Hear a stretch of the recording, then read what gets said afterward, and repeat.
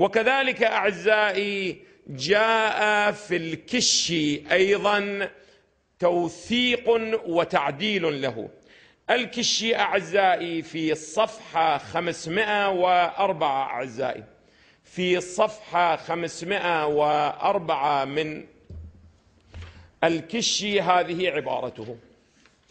طبعا العبارة مرتبطة.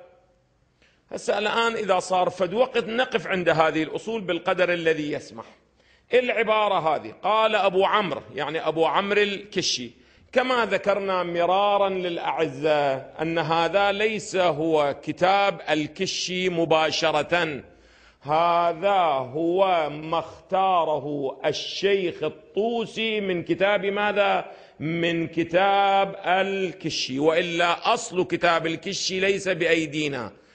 هذا أولا. وثانيا أننا لا نعلم أن الشيخ الطوسي ماذا فعل بهذا الكتاب، فقط لخصه، حذف منه، أضاف إليه، حرفه، صحفه. ماذا فعل؟ لم يقل لنا الشيخ الطوسي شيء. وإذا صار فد وقف سوف أقف عند هذه القضية وماذا يقول المحققون المعاصرون عما فعله الشيخ الطوسي في كتاب ماذا؟ في كتاب الكشي، وأنه هل يمكن الاعتماد عليه أو لا يمكن. فقط الآن أنا دا أتكلم على مباني المشهور، المذاق المتعارف أن هذه من الأصول الرجالية المعتمدة.